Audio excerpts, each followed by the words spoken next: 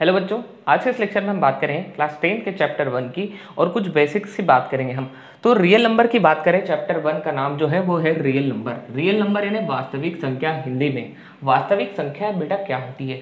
वास्तविक संख्या है ना, सही पूछो तो वास्तविक संख्याएं संख्याओं का एक कलेक्शन होती है। बहुत सारी संख्याओं को हम वास्तविक संख्या कहते हैं, लेकिन ये तो कोई परिभाषा नहीं हुई ना। तो आइए समझते हो बहुत सारी संख्याएं कौन कौन सी है।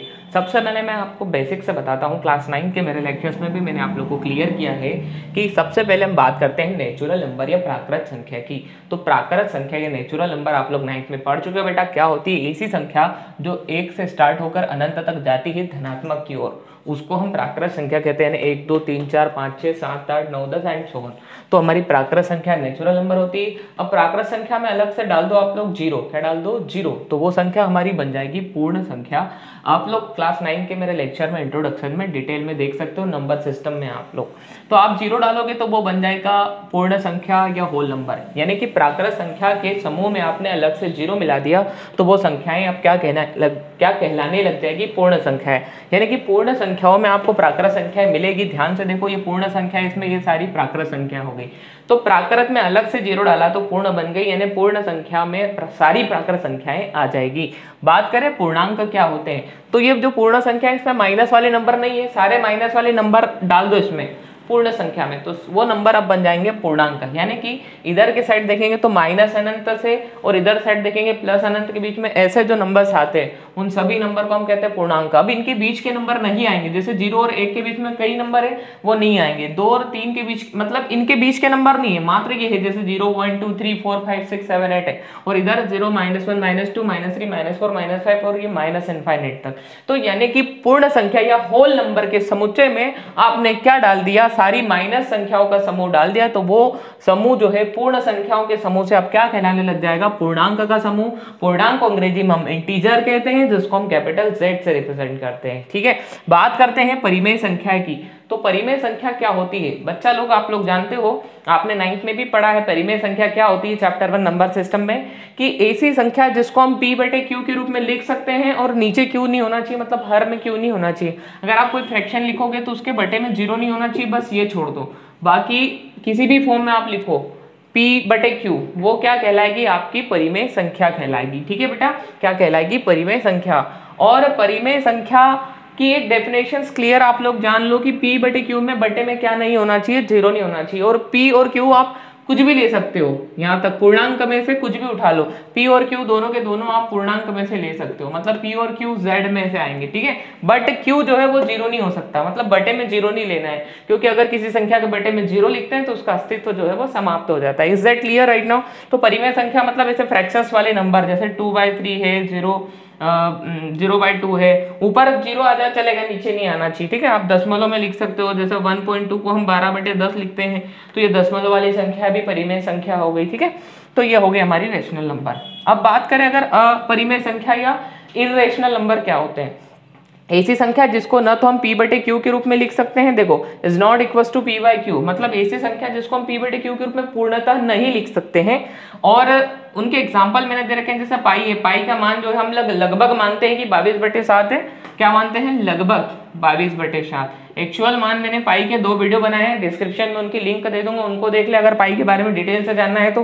पाई का मान 22/7 नहीं होता, तो पाई भी एक अपरिमेय संख्या है। अगर पाई का मान 22/7 होता तो पाई किस में आता? परिमेय संख्या में। तो मैं आपको परिमेय संख्या के उदाहरण में पाई बताता, लेकिन ये यहाँ नहीं आएगा। पाई जो है वो एक अपरिमेय संख्या होती है, वो इसके कलेक्शन में आएगा। क्यों सर? क्योंकि पाई का मान दशमलव के बाद 3.145678123 ऐसे करके मिक्स करके बहुत सारा दशमलव के बाद मिलियन अंक तक, और ये 3 जीरो 3 डॉट लगे हुए, इसका मतलब ये होता है कि अनंत तक जा रहा है, पता नहीं कहां तक जा रहा है। तो ये इनका कोई एंडिंग ही नहीं है, आप इसको P/Q के रूप में नहीं लिख सकते। ठीक है, आप रूट वाले नंबर्स जो होते हैं उनको भी, है ना, अभाज्य संख्या अगर करने में आ जाए तो उनको भी आप P/Q के रूप में नहीं लिख सकते। तो इसका मतलब ये हो रहा है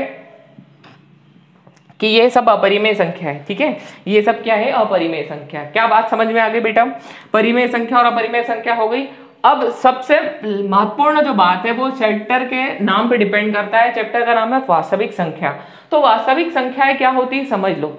जितनी सारी परिमेय संख्या है और अपरिमेय संख्या इन सबका कलेक्शन कर दो तो वो आपकी बन जाएगी रियल नंबर, जिसको कैपिटल आर से रिप्रेजेंट करते हैं। वास्तविक संख्या में परिमेय भी होती है और अपरिमेय भी होती है। परिमेय को मैंने क्यू से रिप्रेजेंट किया और अपरिमेय को क्यू डैश से। तो क्यू और क्यू डैश दोनों को मिला दो तो ये रियल नंबर हो जाएगा, मतलब वास्तविक संख्या है। तो ये भी वास्तविक है, ये भी, ये सब सारी की सारी संख्याएं वास्तविक संख्याएं कहलाती है। मतलब क्लास 9th में और क्लास 10th में आप जितने भी नंबर सब पढ़ोगे वो सब वास्तविक संख्याएं होगी, क्योंकि काल्पनिक संख्या या सम्मिश्र संख्या चैप्टर 1 11th मैथ्स में आता है। तो आप लोग 10th स्टैंडर्ड पर जितने भी नंबर अभी तक देखे हो और देख चुके हो 9th में भी, वो सभी आपके लिए वास्तविक संख्याएं थी। मतलब प्राकृत संख्या भी रियल नंबर है और पूर्ण संख्या भी रियल नंबर है और पूर्णांक भी रियल नंबर है, मतलब वास्तविक संख्या है। परिमेय संख्या भी वास्तविक संख्या है और किसी भी अपरिमेय संख्या को भी आप वास्तविक संख्याएं बता सकते हो। ठीक है बेटा, तो आई थिंक ये रियल नंबर का बेसिक्स बेटा आप लोग को समझ में आ चुका होगा। ठीक है, मैं आप लोग को एक जनरली क्वेश्चंस देता हूं यहाँ पर, मुझे बताओ जरा आंसर्स करके। क्या √2 एक वास्तविक संख्या है? जी हाँ, √2 एक वास्तविक संख्या है। क्या 1/2 एक वास्तविक? हाँ, 1/2 भी। मतलब जितने नंबर आप बोर्ड पर देख रहे हो इन सबको कलेक्शन में ले ले तो वो सब के सब क्या कहलाते हैं? वास्तविक संख्या। तो सर वास्तविक संख्याओं की परिभाषा में ऐसा क्यों आता है कि परिमेय और अपरिमेय को मिला दो तो वास्तविक संख्या बन जाएंगे?